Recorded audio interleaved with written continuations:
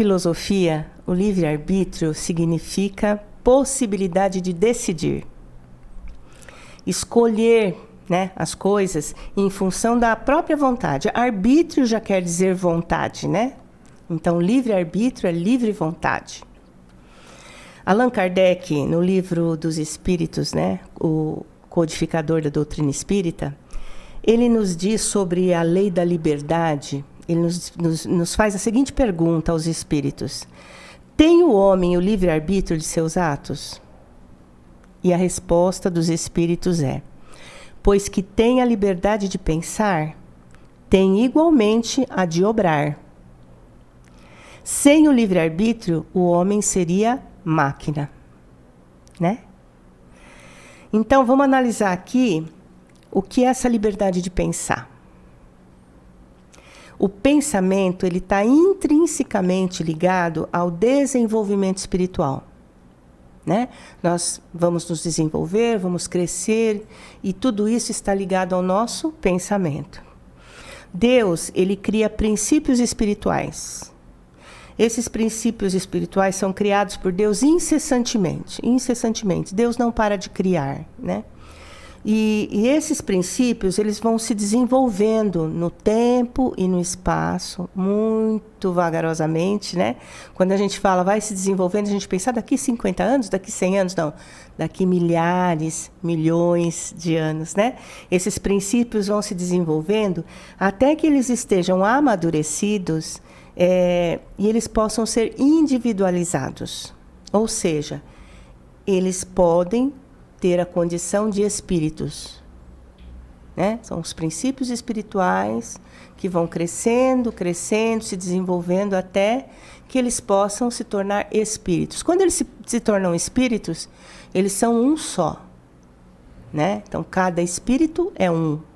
Eu sou a Neuza, vou ter outros nomes, né, em outras encarnações, mas o meu espírito é único. A individualidade permanece. A individualidade permanece para a eternidade, na verdade, né? Esses espíritos, quando eles estão no princípio da sua individualidade, eles têm apenas instintos, né? Porque é uma qualidade presente em todos os seres vivos, o instinto.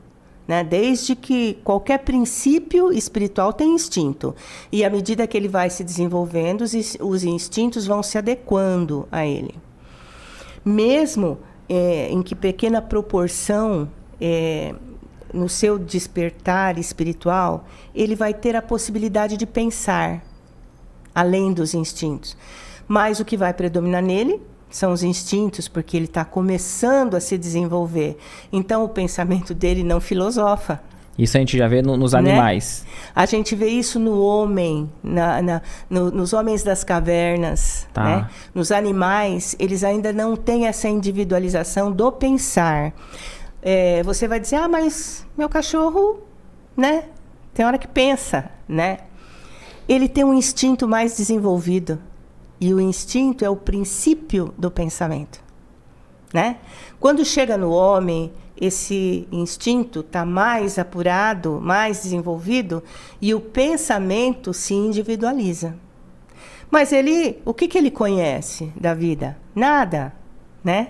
Então, o pensar para ele é uma coisa muito relativa, né? É um despertamento espiritual. Naquele momento, ele está pensando em sobreviver, em comer, em procriar, em se defender para não morrer, em dormir, né? Então, são instintos que ele tem, e a partir disso começam a acontecer coisas e ele pensa como ele vai matar um animal, como ele vai construir uma arma, como ele vai desenvolver o fogo, né? A partir de um raio que cai e pega fogo, ele começa a pensar que aquilo é bom, que aquilo pode aquecer, né? Então, é o princípio do pensamento. Quanto mais responsabilidade, quanto mais livre-arbítrio. Crescimento inteligente, tá, mais livre-arbítrio e mais responsabilidade. Se um selvagem matar o outro porque o outro está querendo tirar sua comida, ele não tem a responsabilidade ainda por essa morte. que ele matou por instinto. Ele não pensa que ele não pode matar um ser semelhante, né? Ele não tem essa capacidade. Nós temos. Então, quanto mais a gente cresce, né, em inteligência, mais nós nos tornamos responsáveis pelo nosso livre-arbítrio. Entendi. Certo? Perfeito. Então, através dos milênios e dos conhecimentos que vão sendo adquiridos de encarnação para encarnação, né? Porque a gente, quando fala assim, os selvagens, ou assim, na época de Jesus, eles fizeram aquilo. Eles fizeram. Nós fizemos, né? Porque nós não estamos a passeio aqui. A gente vem encarnando nas várias épocas da humanidade. E é isso que vai fazendo com que a gente cresça. Já passamos por muitas guerras, já passamos por muitas coisas, já fizemos muita bobagem, né? E a gente vai crescendo em inteligência, né? Como uma criança que começa no pré-primário sem saber uma letra e chega na faculdade. A faculdade é o nosso destino. Podemos demorar, mas vamos chegar lá. Perfeito. Então, o que acontece? Através dessas encarnações, nós vamos desenvolvendo a nossa capacidade de raciocinar, né? Vamos raciocinando sobre as coisas. E a nossa inteligência que vai nos dar a possibilidade de agir no bem ou no mal. A partir do momento que a gente raciocina, e que a gente ganha a capacidade de pensar, ou seja, ganha inteligência, nós podemos fazer opções. Essas escolhas a gente necessariamente tem que passar por escolhas ruins para saber que são ruins? Não. É nossa liberdade. É nosso livre-arbítrio. Eu tenho liberdade de fazer o que eu quiser, tanto de bom quanto de ruim, tanto no bem quanto no mal. Pessoas muito inteligentes usam essa inteligência para prejudicar outras, né? Então, não é a quantidade de inteligência, de conhecimento, que faz com que você seja bom. Certo? Perfeito, bom, perfeito. Vamos imaginar um triângulo de cabeça para baixo, tá? A gente começa aqui embaixo do nada e vai abrindo e vai ganhando inteligência, né? Vamos elaborando os nossos pensares e vamos ganhando inteligência. Então, de forma vertical, nós vamos crescendo em inteligência, tá? Bom, a gente vai... Eu sei que você está pensando aí, mas espera lá. Como é que é isso? Nós já chegamos lá. Perfeito. A mente humana, no correr das suas encarnações, ela vai desenvolvendo a capacidade de se relacionar com fatos, com coisas que aconteceram, com sentimentos, com épocas que ela viveu, né? Buscando caminhos, buscando derivações, juntar tudo isso na construção da sua racionalidade. Eu costumo dizer que nós somos vários. Cada encarnação da gente é uma vida. E essa vida, ela não se apaga. Ela está guardada naquele tempo que você viveu. Né? Se você, quando desencarnar, conseguir fazer um retrospecto para 1500, você vai ter todas as lembranças e sensações que você tinha quando você viveu em 1500. Porque ela está lá, no tempo e naquele espaço de 1500, tá? Então, nós somos o quê? Nós somos várias encarnações. Nós somos um conjunto de encarnações, de vidas, de sentimentos. Essas experiências que eu tive no passado, eu tô nessa existência agora, eu não me recordo. Sim. Elas me ajudam a tomar decisões? Ajudam. Interfere. Interfere. Porque você, como espírito, você não tem consciência do que aconteceu exatamente. Mas em você existe a sensação e o sentimento daquilo que você ganhou. Então, às vezes, vou dar um exemplo para ficar mais fácil de entender. Sim, sim. Né? Às vezes o espírito encarna numa família maravilhosa. Ele tem todas as condições, tem o amor, tem tudo. E ele vai crescendo, crescendo. Aí quando ele vai tornando-se adolescente, vai saindo da adolescência, o caráter dele começa a se manifestar.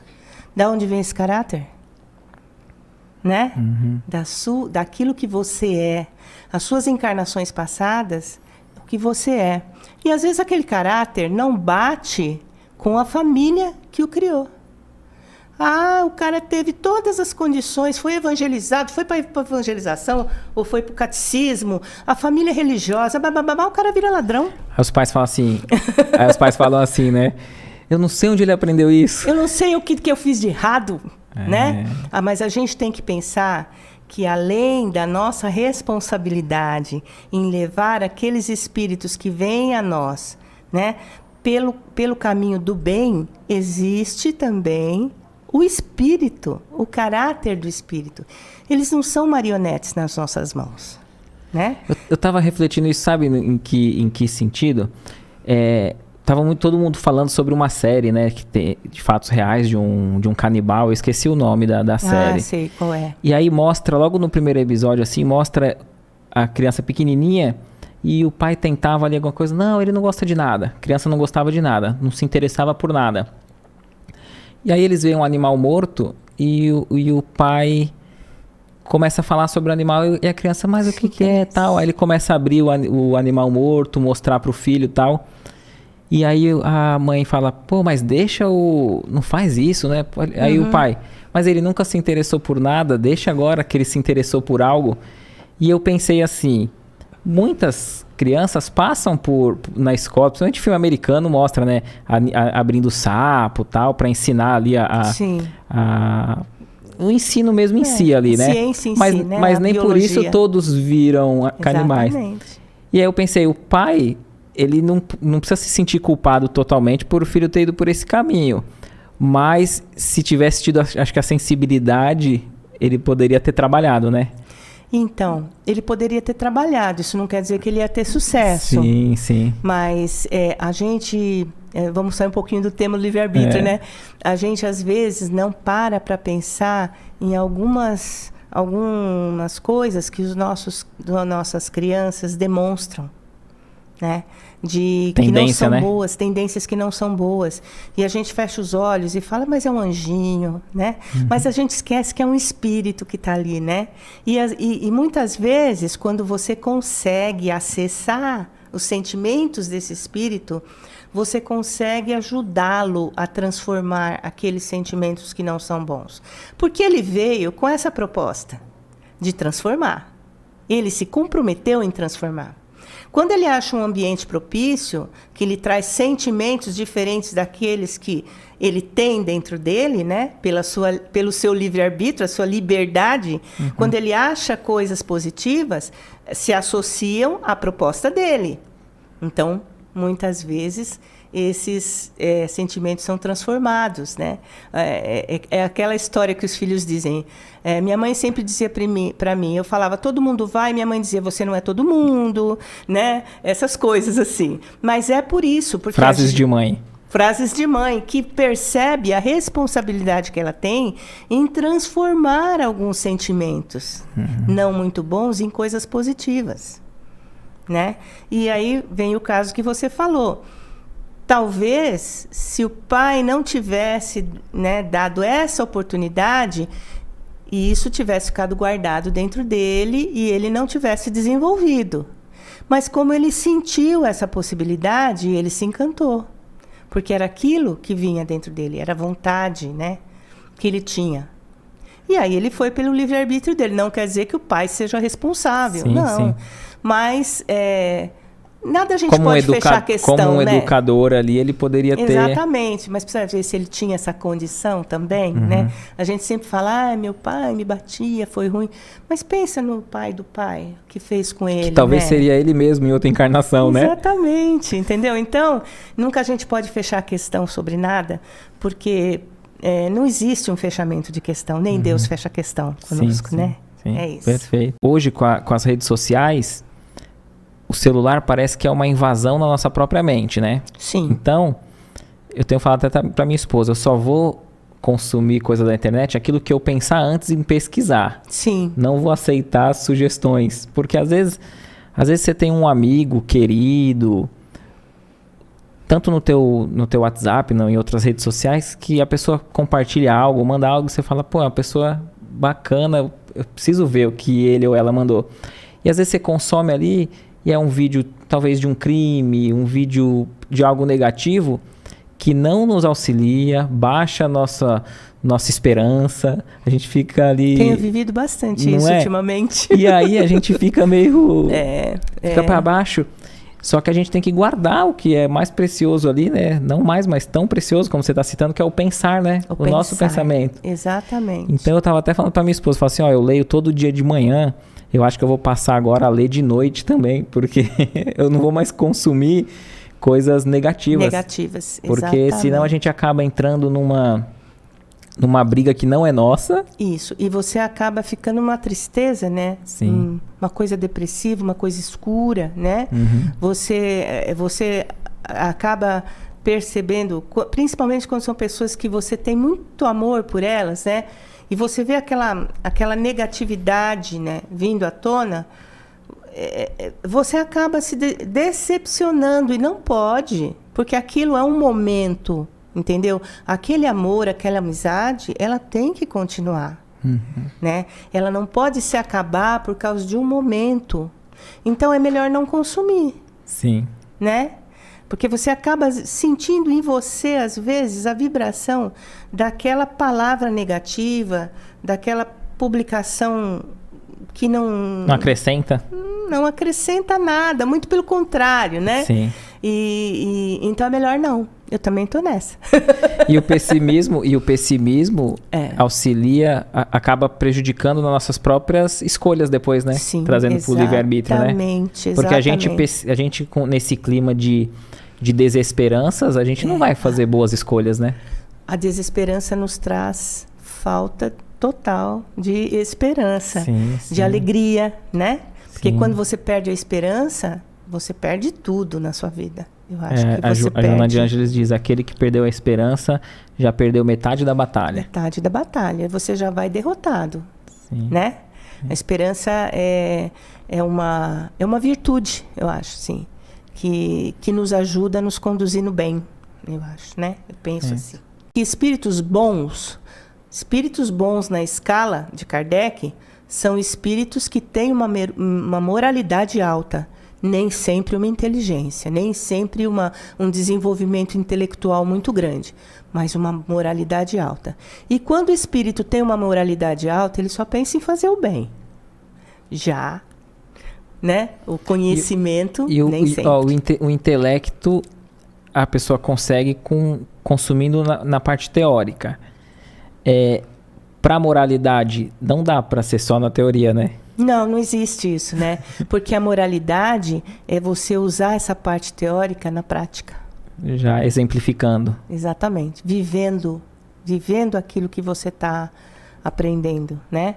Em prol do mundo, em prol dos seus semelhantes, em prol de tudo, né? Porque por mais que a gente estude ali o Evangelho segundo o Espiritismo, as questões morais... Letra morta, se você não tiver moralidade. Se não tiver a boa vontade a vontade. De exercitar, né? A vontade. Porque a gente lê, como eu gostaria de ser assim. Só precisa de vontade. Vontade firme, né? E aí você vai fazendo seus testes com você mesmo, né? Então, Jesus disse assim, conhecereis a verdade e a verdade vos libertará. Na falta de melhores expressões para que a gente defina o Criador, a gente vai dizer que ele é eterno, é infinito, é imutável, é imaterial, é único, onipotente, mas principalmente que ele é justo e bom. Eu acho que ele é justo e bom no seu máximo. Ele não é meio bom, meio justo, ele é justo e bom, né? Eu li um texto do Emmanuel que ele diz assim, que todos os seres são para servir. Então ele fala, os minerais estão servindo, os animais estão servindo, né? Só que aí quando chega no homem, que ele tem o livre-arbítrio, aí ele pode escolher. Ele pode querer ser servido ou servir. Isso. Né? Então quando a gente fala que a moralidade ela pode servir para o bem ou para o mal, você fala, mas como assim se a moralidade é só para o bem? Não. Dependendo do tamanho da nossa moralidade, não quer dizer que a gente seja extremamente ruim, não tem nenhuma moralidade. Nós temos, mas ainda estamos desenvolvendo a nossa moralidade, né? Então, O que acontece quando a gente usa nossa inteligência e a nossa moralidade, a nossa consciência, ela aprova ou censura os nossos atos. O que é a nossa consciência? É a centelha de Deus dentro de nós. Né? Então, a sensação de remorso. O que é a sensação de remorso? É a prova de que essa centelha divina, ela está presente ali. Ela está presente, por menos desenvolvido que o espírito seja. Por menos desenvolvido. A responsabilidade do dever retamente cumprido brilha dentro dele, né? Brilha dentro de nós mesmos, né? Mesmo que os interesses, as paixões falem mais alto, a gente sabe que está fazendo coisa errada. A gente sente remorso por não fazer o certo. Isso é Deus dentro de nós, né? E o que fazer depois que a gente está com remorso aí? O que fazer? Fazer diferente. Perfeito. Né? Perfeito. Fazer diferente. Retomar, né? Não adianta retomar, não. se lamentar. Existem coisas que você fala, mas agora não dá mais. Sempre dá. Sim. Né? Às vezes não dá para voltar àquela situação, mas dá para fazer diferente as próximas situações. Quando surgirem a oportunidade, já não fazer, né? Isso, exatamente. O nosso juízo de valores ainda é muito confuso por falta de desenvolvimento moral. A gente às vezes tem inteligência, mas o nosso juízo de valores é quando você tem uma situação e por mais errada que ela seja, você acha que ela está certa. Isso é falta de moral. Né? Você tem até inteligência para discernir o que é certo do que é errado, mas pela sua aquilo que você acha interessante para você, você acaba fazendo um juízo de valor diferente do que seria o conveniente. Poderia, para ilustrar melhor assim, vamos supor, na época da escravidão, vamos supor aquele que foi educado ali como se fosse normal, ele acha que é certo e é educado como correto. Exatamente. Apesar de ele saber que está errado. No íntimo ele sabe que está errado. Sabe. Entendeu? Mas ele vai defender aquilo com unhas e dentes. Porque ele acha assim, por mais que eu moralmente saiba que isso está errado, se meu pai faz, se minha mãe faz, se todo mundo faz, se a gente precisa desses escravos para a gente ganhar dinheiro, para colocar na lavoura, então tá certo. Não sou eu que vou mudar, né? Exatamente. Tá. Entendeu? Isso é o juízo de valores. Você vai julgar qual valor é mais importante para você. A vida humana ou a colheita? A colheita vai te trazer dinheiro. A vida humana não vai te trazer nada. Né? Perfeito. Juízo de valor. Perfeito. É importante a gente refletir sobre a moralidade humana. Né? Lembrando que cada povo tem seus usos e costumes. E o espírito que vai encarnar ali naquele povo, ele vai ter o comportamento moral daquele povo, daquela região onde ele está encarnado. Se lá puder ter 5 mulheres, ele vai ter 5 mulheres. Ele pode. Isso é a moral da região. Você não pode dizer que está errado, né? É a moral da região. Todo mundo ali se comporta dessa forma. A ética divina. A ética divina é a consciência que está dentro de nós, né? E esta ética está lá incrustada na nossa consciência espiritual, independente de qualquer moralidade regional. Não matarás, entendeu? Não roubarás, não matarás, né? Você pode usar todas as leis e as coisas da região, mas algumas coisas são mais fortes. É a ética divina dentro de você. Isso não tem nada a ver com moralidade regional. E ainda que seja aceito ali socialmente, as leis ali sejam permitidas, isso não faz com que a pessoa escape da lei de causa e efeito daqueles atos que socialmente eram aceitáveis. Você é responsável por você, né? Se você está numa situação onde aqueles atos são, por exemplo, ter mais de uma esposa é aceitável, e você, no seu íntimo, não está achando nada de errado com aquilo, você não vai pagar nada por isso. Entendeu? Uhum. Porque, na verdade, você está de acordo com os usos e costumes daquela região. E você tá tranquilo com relação a isso. Agora, se isso doer na tua consciência, para e pensa. Entendeu? Porque aí você já cresceu o suficiente para esse germenzinho da ética divina te falar que aquilo está errado. Aí entra a responsabilidade que você tinha dito. Aí entra a responsabilidade. Entendeu? Perfeito. É isso. Então, você não pode dizer que os espíritos que estavam lá na antiguidade se degladiando, se matando, né, em nome da religião, estão pagando até hoje. Você não sabe o que estava na cabeça daqueles espíritos. Eles estavam achando que aquilo era o certo. Né? Agora, quando pega no seu remorso, quando pega na sua consciência, opa, para. Para, porque você já está num tamanhinho de adolescente espiritual, sim. né? E você já consegue pensar a respeito das coisas. Muita gente vai falar, não é bem assim, né? Umas pessoas vão dizer assim, mas se nada acontece no mundo sem a vontade de Deus, como podemos acreditar que a gente é livre? Excelente, hein? Pergunta. Né? E outros assim, vão dizer, não cai uma folha da árvore sem que Deus o queira. Né? Mas onde é que a gente enfia o nosso livre-arbítrio aí?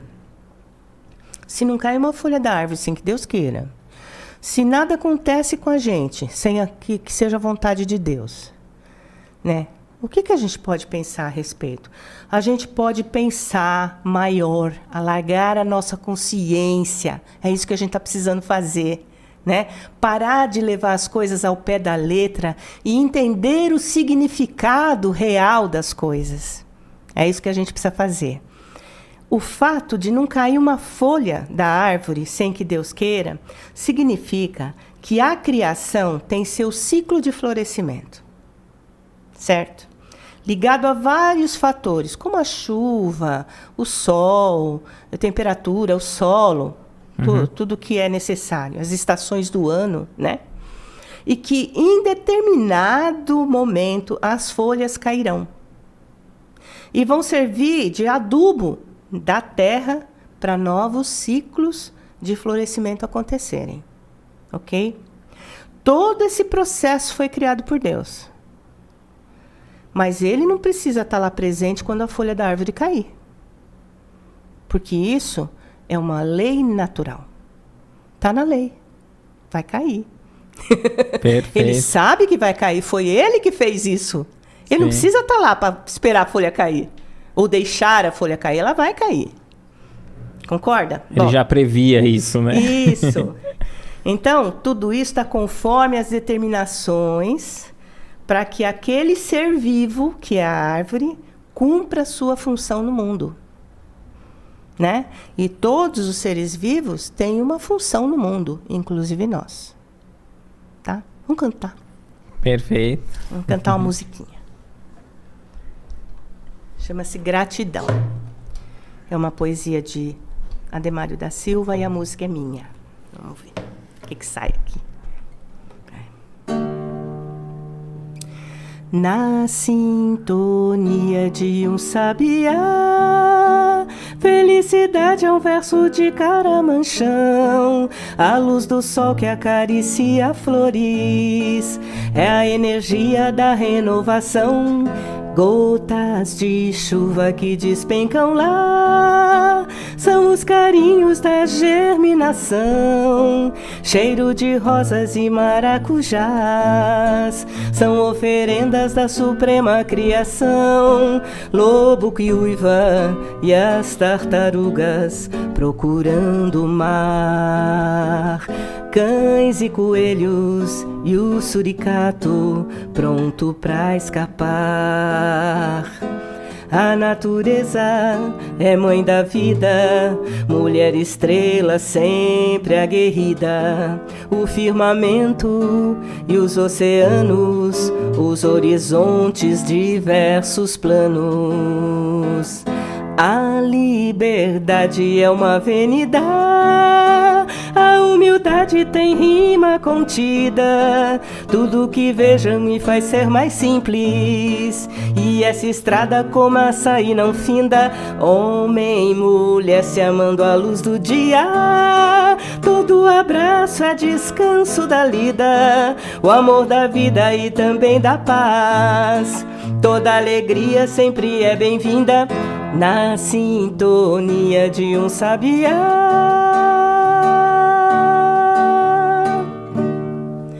O Leon Denis, aquele cara, ele nos diz que o progresso não é outra coisa mais do que a extensão do livre-arbítrio no indivíduo e na coletividade. Tá? O progresso depende do livre-arbítrio pessoal e coletivo. Tá. Tá? Perfeito. Então, isso é muito importante nesse momento, né? Bom, a liberdade que a gente almeja tanto, ela está diretamente relacionada com a responsabilidade que a gente precisa ter pelos nossos atos, né? Porque é a liberdade responsável que vai fazer a gente crescer em dignidade e em moral. Liberdade responsável. Essa lei da responsabilidade anda de braços dados com outra lei, a lei de causas e efeitos, né? Tudo que eu fizer, tudo que eu der causa, terá um efeito. Eu sou livre, mas eu vou ter que responder pelo efeito das coisas que eu dei causa. Perfeito. Tudo posso, mas nem tudo me é lícito, né?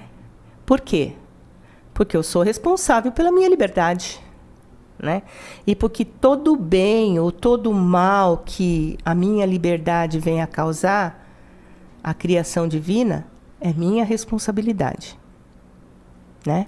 Se for bem, ótimo. Se for mal, nem tanto. Como é que a gente pode conciliar a grandeza divina com a nossa liberdade? Né, que a gente falou ali, Deus está presente em tudo e tudo está dentro do destino, né? Nós somos seres tão pequenos, né? E diante da grandeza de Deus, como é que a gente pode dizer que a gente é livre, né? Nós precisamos sempre analisar essa questão à luz da razão, né? Porque Deus deixa que a gente seja livre? Deus sabe o que a gente vai fazer? Deus deixa a gente fazer o que a gente quiser, né? Bom, vamos pensar. Porque o pessoal fala assim, às vezes, né? Tanta maldade no mundo, por que Deus permite? Por que Deus permite, né? Veja, quando nós conhecemos o caráter de uma pessoa, que é muito amiga, um familiar, um amigo muito próximo, nós podemos prever qual vai ser a atitude dessa pessoa diante de qualquer circunstância da vida. A gente não prevê? Uhum. Fulano vai fazer tal coisa. Tira e queda, né? Porque você conhece a pessoa, né? Nós sabemos de antemão se ela vai priorizar os seus interesses ou os seus deveres. Não é? Se ela for uma pessoa materialista, fútil, ela vai priorizar os seus interesses. Se ela for uma pessoa preocupada com a moralidade, preocupada com o próximo, ela vai priorizar os seus deveres. Me lembrou um trecho da música do Chorão, do Charlie Brown Jr., que ele fala, às vezes faço o que quero e às vezes faço o que tenho que fazer. Exatamente. Né? O livre-arbítrio tem um limite ou não? Não, ele não tem um limite. Ele tem um limite do seu campo de ação. Tá. Do seu tamanho. Tá. Não é limite. É porque você não sabe fazer mais que isso. Sim, você só sabe fazer isso. É o limite da nossa ação, da nossa possibilidade. Desculpa.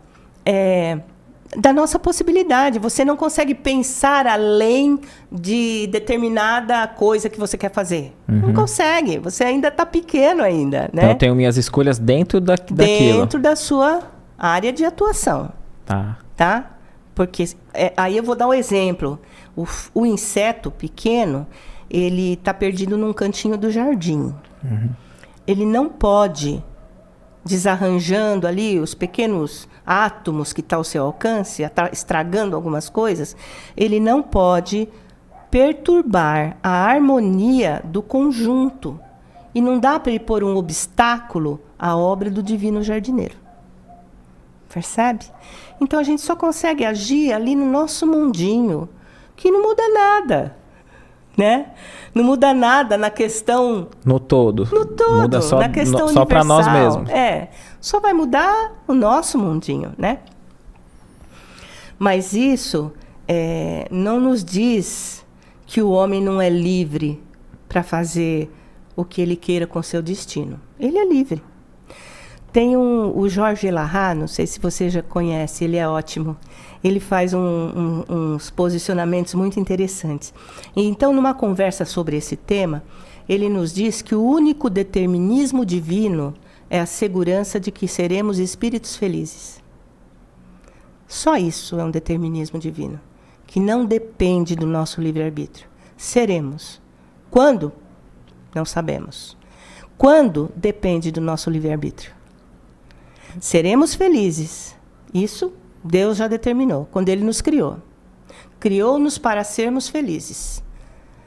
Mas o tempo que vai demorar para isso acontecer depende do nosso livre-arbítrio. Né? Perfeito, perfeito. Nosso empenho, né? Nosso empenho, a nossa vontade, né? Nossa vontade. Os espíritos podem nos auxiliar. Eles podem interferir no nosso livre-arbítrio ou não? Não.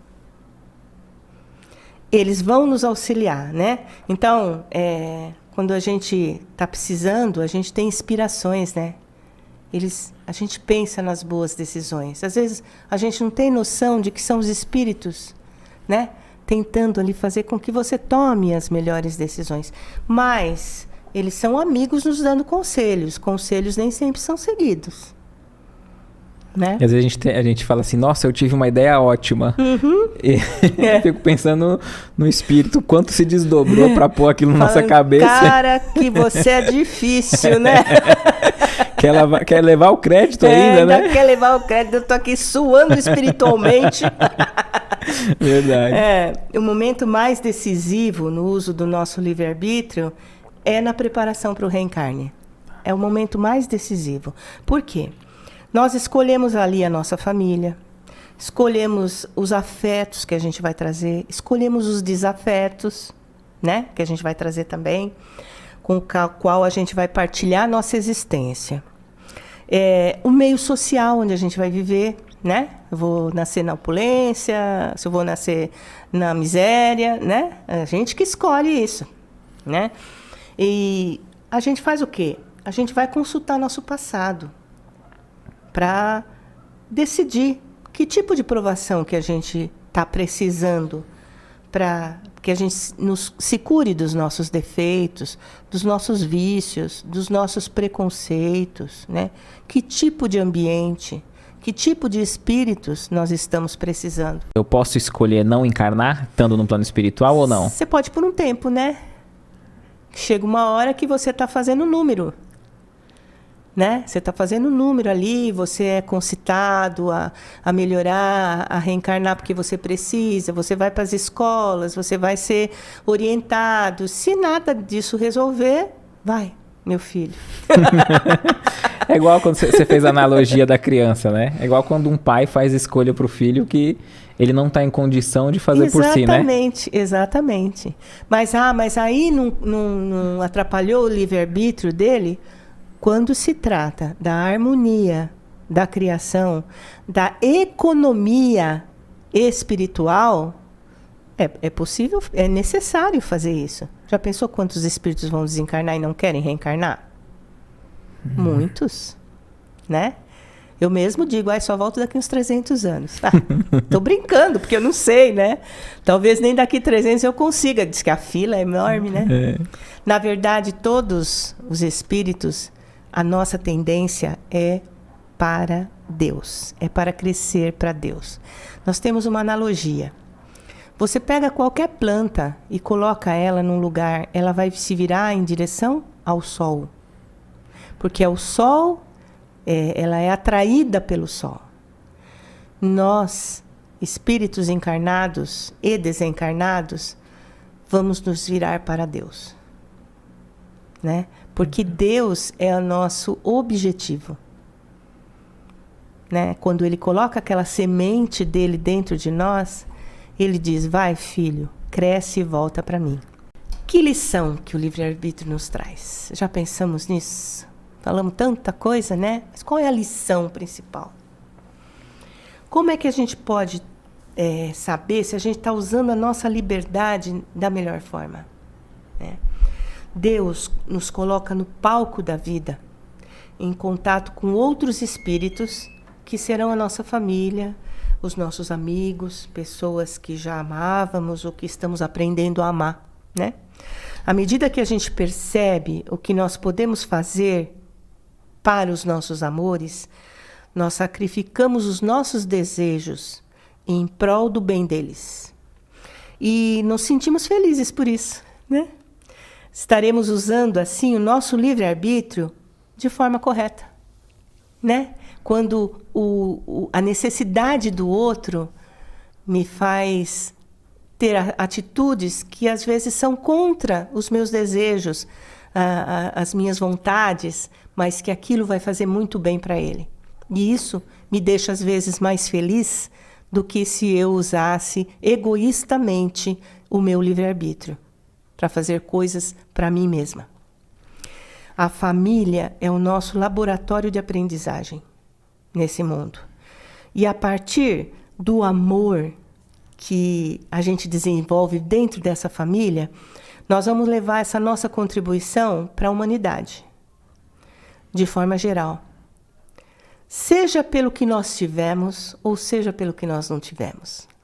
Porque às vezes na família você não tem o amor que você gostaria de ter. E isso faz com que você queira ter esse amor, né? De uma outra forma. Demonstrar, trazer para a sua família pessoal ou para as pessoas que te cercam esse amor que você não teve. Você vai saber por experiência aquilo que não se deve fazer, muitas vezes, numa família, né? E a partir do que você saber o que não se deve fazer, você vai fazer o certo. É nessa humanidade que nós vamos perceber que nem sempre o meu querer está de acordo com aquilo que eu devo fazer, né? Por isso que nós falamos livre-arbítrio, o querer e o fazer. Nem sempre aquilo que eu quero é aquilo que eu devo fazer. O Leon Denis, aquele cara que eu adoro, Sim, sim. ele fala que todo o poder da alma se resume a 3 palavras: querer, saber e amar. Querer. Convergir a energia para o alvo a se atingir, para aquilo que a gente quer fazer. Converger toda a nossa energia para aquilo que a gente quer fazer, para aquilo que a gente quer desenvolver. Isso é tomar conta da nossa vontade e dirigi-la, tá? Isso é o querer. Querer está diretamente ligado à vontade. E quando a gente tem vontade, a gente dirige para aquilo que a gente quer fazer. E assumir as rédeas da nossa existência, assumir né? as rédeas, é dizer, eu quero isso. E não terceirizar a responsabilidade, Exatamente. né? Eu não fiz por causa disso, porque... eu não fiz porque eu não fiz e eu vou fazer, né? Sim, sim. O saber, que é o segundo item, né? O querer, o saber. O saber é que sem o estudo e o conhecimento das coisas e das leis, o querer e a vontade podem ser manipulados. Percebe? Se você não sabe das coisas, um fala uma coisa, outro fala outra, você pega o que você acha que talvez seja bom. Isso é manipulação. As pessoas manipuladoras, elas se utilizam da ignorância do povo. Entendeu? Porque o povo pega uma frase e pronto. Fulano falou isso, acabou. É isso. Isso é manipulação. Então, quando você não se preocupa com o seu saber, você pode ser manipulado. E o terceiro é o amar, né? Foi querer, saber e amar.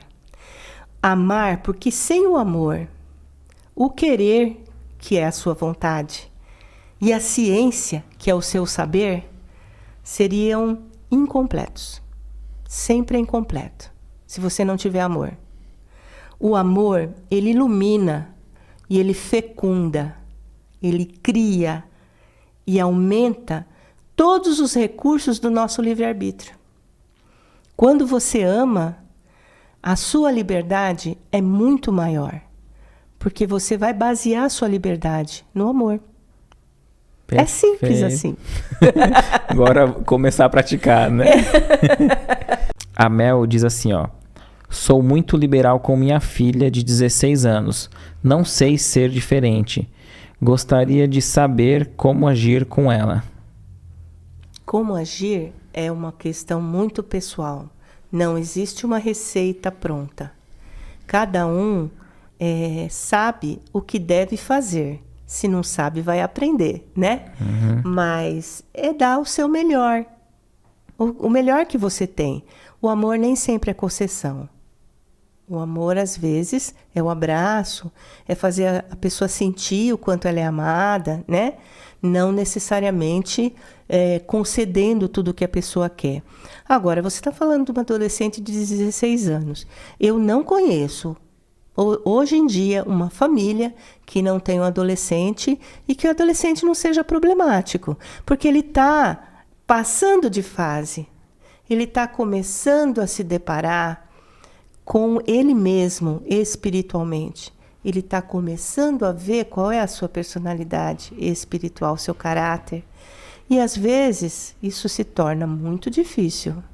Além do que, o adolescente ele já começa a ver lá na frente que daqui a pouco ele tem que cuidar da vida dele. E isso é muito difícil, né? Essa passagem de fase é muito difícil. Então só você vai saber como você tem que agir com a sua filha, né? Mas, em primeiro lugar, sempre, coloque o amor, o afeto, porque ele resolve, eu diria que todos os problemas que a gente tem no mundo, né? Perfeito, perfeito. Muito bem esclarecido. Podemos tirar o livre-arbítrio de alguém ou alterar, né? Não. Isso é uma questão pessoal de cada um. A gente não tira o que Deus nos deu, né? Quem somos nós, né? Para tirar o que Deus nos deu. Existem situações onde alguém resolve constranger outra pessoa, né? Mas mesmo diante desse constrangimento, ela vai adquirir uma dívida com aquela pessoa, né? Nesse sentido que ela está dizendo. Então, por exemplo, você mantém uma pessoa num cárcere privado. Você tirou o livre-arbítrio dela? Naquele momento você tirou, porque ela não quer estar ali. Né? Mas depois você vai resolver isso, né? E mesmo que ela saia ou que ela desencarne, ela continua tendo em si a possibilidade da sua liberdade, né? Que foi tolhida por você. Então, a mesma coisa que você matar uma pessoa. Pensa, você matou uma pessoa, você tirou dela o livre-arbítrio de fazer as coisas que ela queria. Então, você pode? Pode, mas você vai resolver depois, né? Vai ter que prestar as contas, né? Vai ter que prestar as contas, é lógico, com certeza.